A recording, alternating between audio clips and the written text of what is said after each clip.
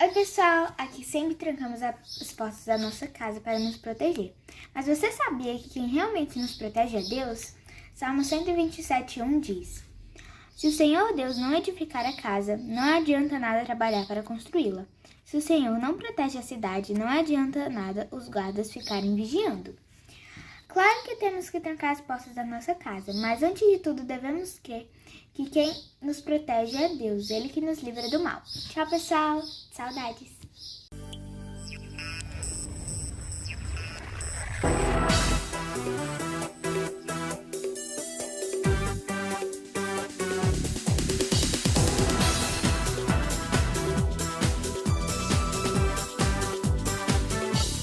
Obedecer é mais que importante, é prova de amor. Com alegria eu vou obedecer ao Senhor.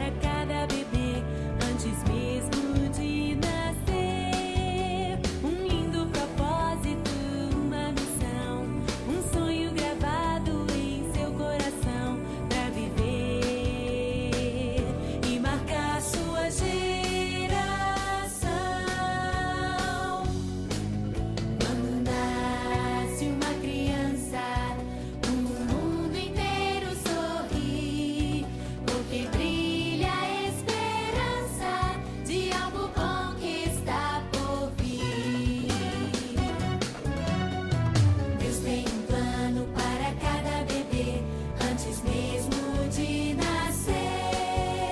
Um lindo propósito, uma missão, um sonho gravado em seu coração para viver e marcar sua geração.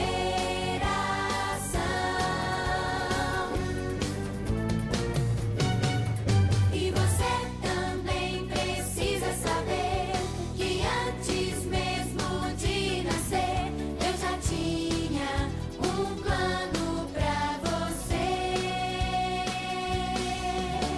Um lindo propósito, uma missão, um sonho gravado em seu coração pra viver e marcar sua geração.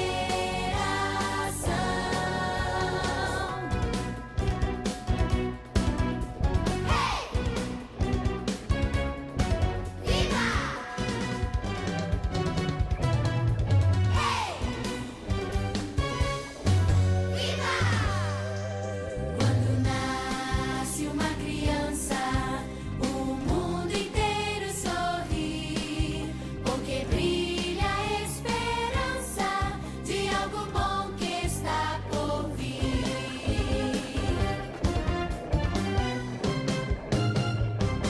Oi, gente, tudo bem? Vamos começar uma nova série aí dos nossos estudos. Encerramos aquela série maravilhosa dos coadjuvantes. Vocês aprenderam sobre vários coadjuvantes, não é? Nos vídeos passados. Quem não assistiu, vai lá no canal do YouTube da igreja, procura lá os vídeos do departamento infantil, pede para a mãe para procurar para você, se você não sabe procurar, e assiste e dá um like lá, dá uma curtida lá na gente, para dizer que gostou. É bom para a gente saber se você assistiu, se você gostou do vídeo lá, tá bom? E hoje a gente começa uma nova série. E essa série, ela começa hoje com uma aula que tem um título assim, diferente. A lei no coração. O que será que isso quer dizer? Quando a gente fala assim, a lei no coração, o que será que isso significa? Eu acho que eu tenho um palpite. Talvez seja isso. Seja assim, você guardar várias leis no seu coração. Por exemplo, aqui é uma lei de trânsito, né? De você não poder, onde aquele local não pode passar pedestre, não pode caminhar. Aqui uma lei geral, que também é relacionada ao trânsito, mas todo mundo tem que usar cinto de segurança, não é isso? Tem que usar cinto de segurança. Aqui uma lei bem moderna. Quase todos os locais têm essas plaquinhas. Proibido entrar sem máscara neste local. Nesse momento que a gente está vivendo, o uso da máscara é imprescindível. Todo mundo tem que usar a máscara para se proteger e proteger o próximo, né? E tudo isso é lei. Essas regras aqui são leis que muitas vezes foram decretadas por algumas autoridades, sejam autoridades do trânsito, sejam autoridades do governo. Essas leis precisam ser seguidas. E quando você fala que a lei está no coração, é porque a lei entrou no teu coração, assim como está nessa figura? O que será que quer dizer a lei no coração? Tem um versículo lá em Romanos, lá no Novo Testamento, que fala assim: eles mostram pela sua maneira de agir que tem a lei escrita no seu coração. O que Paulo estava falando, querendo dizer com isso? Era Paulo que estava escrevendo isso para os romanos, né? Ele estava dizendo que às vezes e sempre, né, quando você mostra amor ao próximo, quando você demonstra gentileza, quando você demonstra obediência, é porque essa lei de obediência, essa lei de amar a Deus sobre todas as coisas e ao próximo como a si mesmo, ela está escrita no seu coração. E quem escreveu foi Jesus Cristo, quando te salvou e te resgatou. E essas tábuas da lei, elas foram entregues ao povo de Israel no momento que eles não tinham lei, eles não tinham muito certo o que era certo, o que era errado, o que agradava a Deus, o que desagradava a Deus, e eles precisavam ali de um norte, de alguma coisa para seguir. E, na medida que eles passavam a servir com sinceridade a Deus, essa lei passava a ficar escrita nos seus corações, encravada nos corações. E aí você obedece sem nem perceber, porque você sente-se obrigado a obedecer, sente-se compelido a obedecer, sente-se motivado sempre a obedecer. E é um pouquinho sobre isso que a gente vai falar hoje. Então, a lei no coração não são as placas de trânsito aqui no seu coração, mas é de uma forma geral, quando você acredita que obedecer a Deus é o mais importante na sua vida. E aí, todas essas leis ficam aí escritas no seu coração. Mas, e quem é esse rapaz aqui? Esse senhor aí, com esse grisalho bonito aí, representando quem? Esse aqui é Moisés. Moisés, quando recebeu as tábuas da lei, escritas por quem? Por quem? Pelo próprio Deus. O próprio Deus escreveu. E ele desceu com essas tábuas, com as leis, para passar essas leis agora para o povo de Israel. Mas aí vamos lembrar aí um pouquinho de como é que estava esse povo aí antes de receber essas leis. Toda essa parte que a gente vai falar um pouco hoje, ela está lá no livro de Êxodo, nos capítulos de 13 a 19. Então, se você quiser, durante a semana, você pede para a mamãe, essa semana eu quero ler os capítulos de 13 a 19 de Êxodo.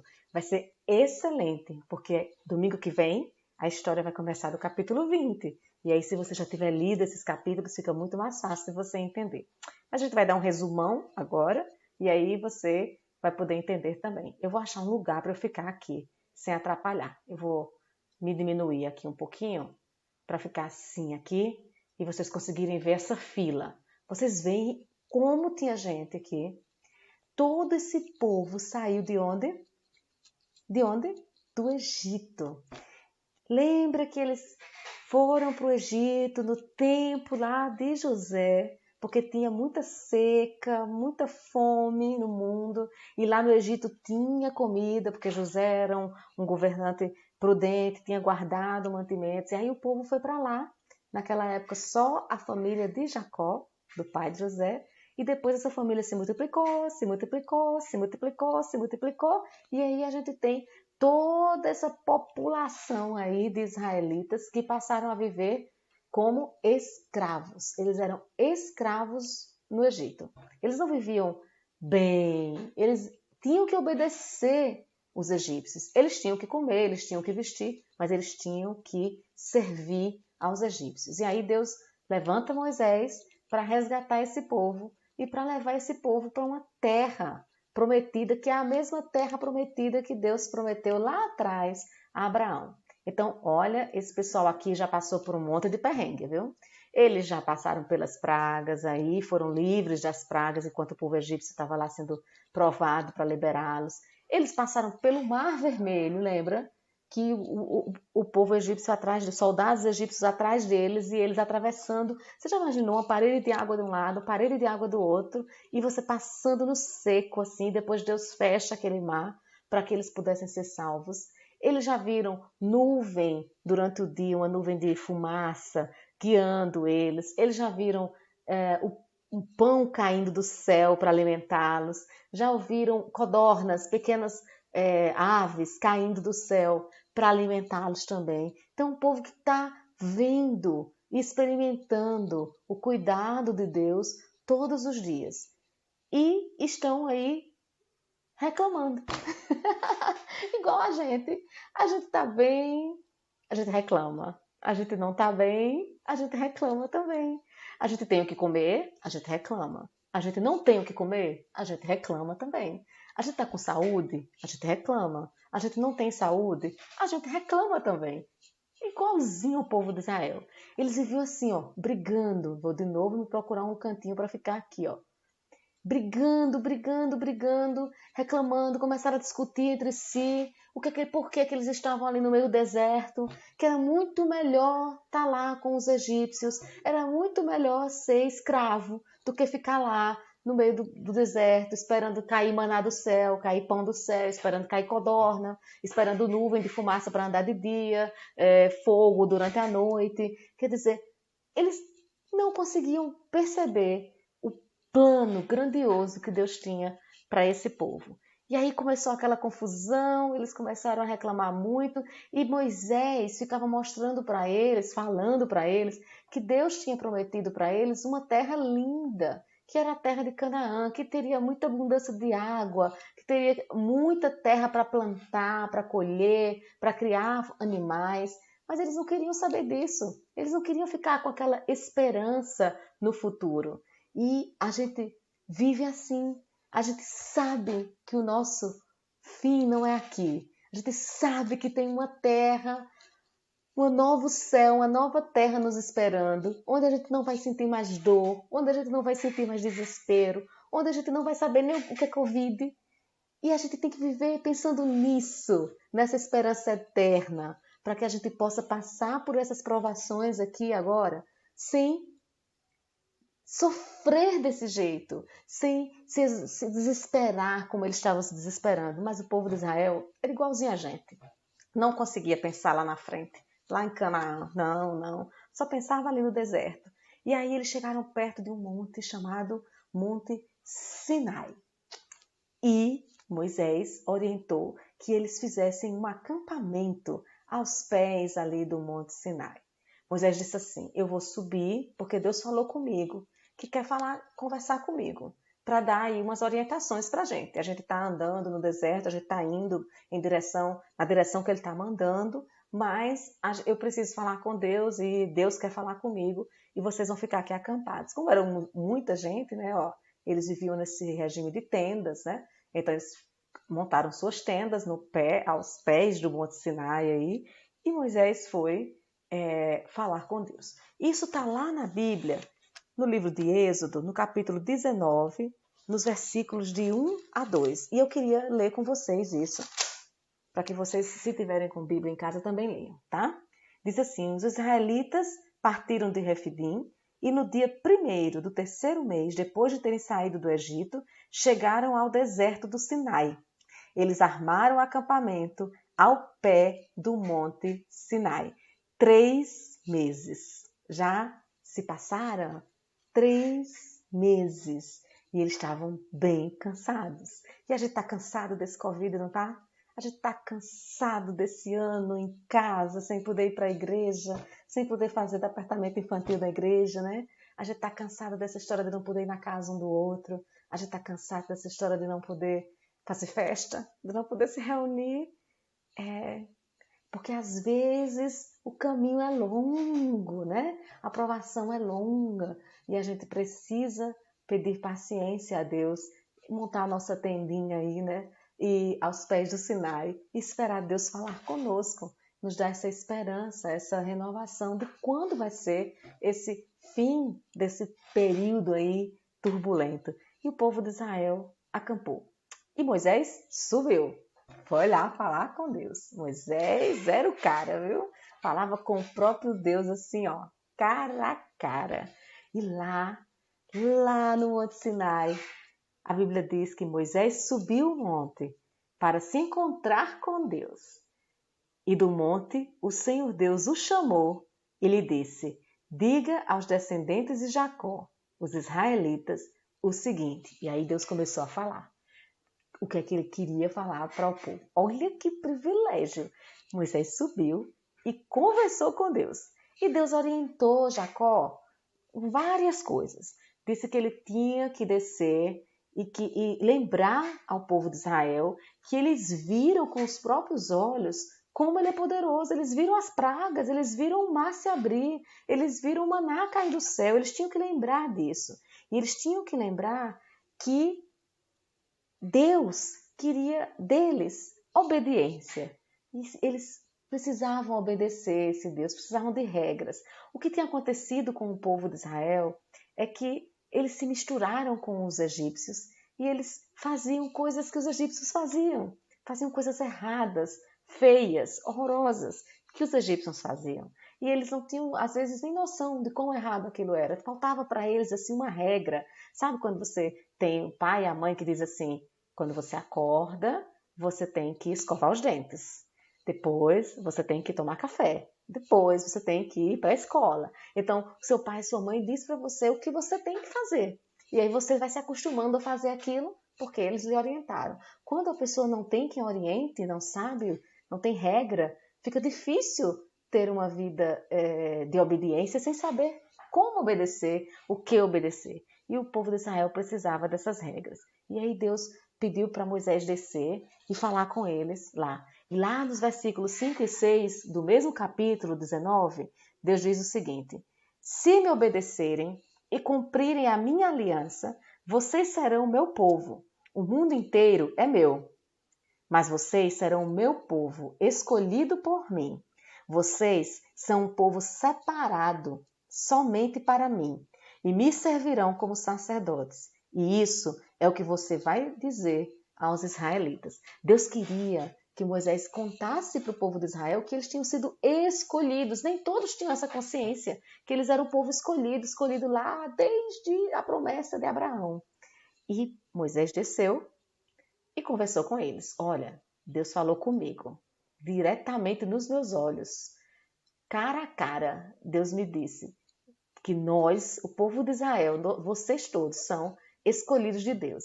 E Deus quer de vocês obediência.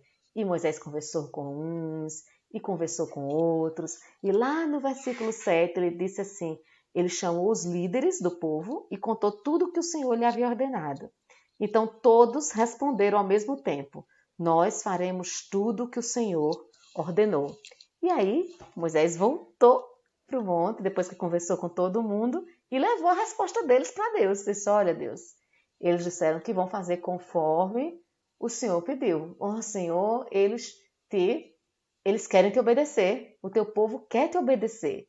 E aí Deus deve ter ficado muito satisfeito com essa resposta e falou um pouco mais com Moisés. E aí lá no versículo 7 a 13, Deus começa a dar algumas instruções para Moisés. E ele diz que eles devem se preparar para receber essa lei que Deus vai passar para Moisés, para passar para o povo. E não era de qualquer jeito que poderia receber. Lá no versículo 7, no versículo 10, ele diz assim, vá falar ao povo e mande que eles passem o dia de hoje e de amanhã purificando-se para me adorar. Eles devem lavar suas roupas, se aprontar para depois de amanhã. Nesse dia eu descerei sobre o monte Sinai, onde todo o povo poderá me ver. Marque limites em volta da montanha para que o povo não passe dali. E diga para eles que não subam no monte, nem cheguem perto dele. Se alguma pessoa puser o pé nele, deverá ser morta.